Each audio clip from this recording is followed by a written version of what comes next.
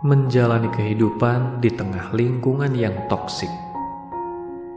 Kira-kira nyaman tidak? Lingkungan yang sering bersikap negatif, berkata negatif, dan memberikan pengaruh negatif. Pastinya tidak nyaman lah ya. Kira-kira apa pengaruh dari lingkungan seperti itu pada diri kita? Macam-macam tentunya jawaban dari orang-orang. Ada yang mengatakan itu menjadikan kita juga negatif. Tunggu dulu. Benarkah lingkungan negatif menjadikan kita negatif? Iya, memang bisa. Tapi kenapa?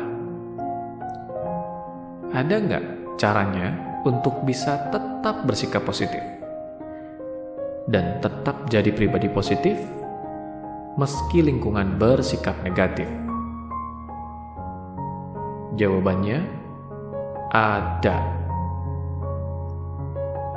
Gimana tuh caranya? Nah, ini penting nih. Yuk kita pahami. Bayangkan sebuah kapal di tengah laut.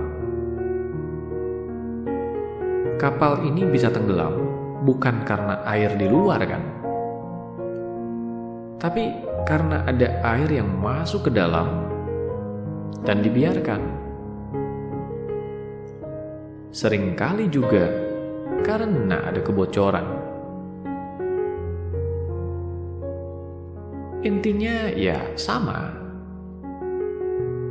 Ada air dari luar yang masuk ke dalam dan membebani di dalam. Jadi, yang jadi masalah adalah air yang di luar atau di dalam. Terbayangkan ilustrasinya? Jadi, yang sering buat kita terpengaruh negatif apa? Apakah sikap dari lingkungan di luar diri kita? Iya, betul. Pasti ada pengaruhnya. Tapi ternyata intinya bukan hanya itu. Ingat, seperti apapun air di luar kapal, yang menenggelamkan adalah air yang masuk. Begitu juga sikap orang lain di luar diri kita. Lingkungan luar.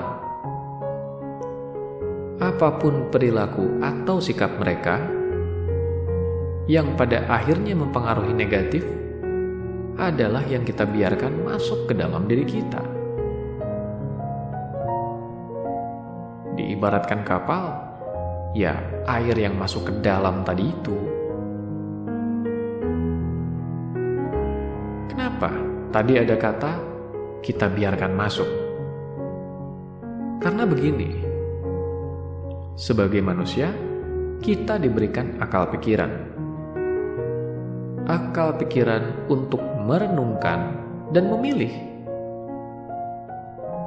Ada kalanya kita lengah, sehingga kita tidak sempat menjalankan itu.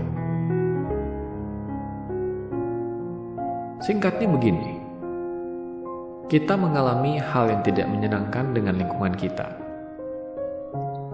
Selepas kejadian itu berlalu, harusnya selesai sudah kan? Tapi ada saja orang-orang yang setelah selesai kejadian tidak begitu. Mereka terus saja gagal move on. Mereka membiarkan yang sudah terjadi itu menghantui dirinya. Yang sudah terjadi itu mereka simpan dalam dirinya. Ya wajar kan jadinya membebani? Wajar kan kalau lama-lama tenggelam? Yang membuat tenggelam itu apakah yang terjadi di luar?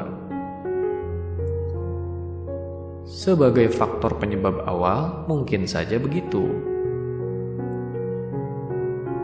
Tapi ingat, setelah kejadiannya berlalu, harusnya selesai kan? Nah, ini tidak begitu.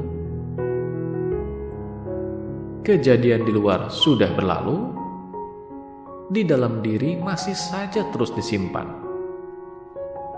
Bahkan ditambahkan bumbu-bumbu yang buat makin parah,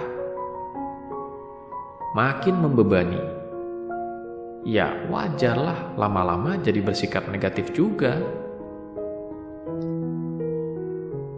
Jadi, bagaimana solusinya?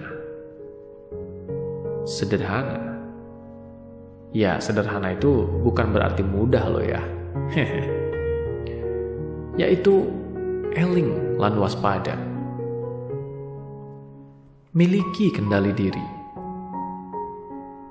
Tingkatkan kesadaran untuk bisa memilih sikap dalam diri. Untuk memilih pemikiran apa yang akan kita pelihara dan apa yang kita akan hentikan.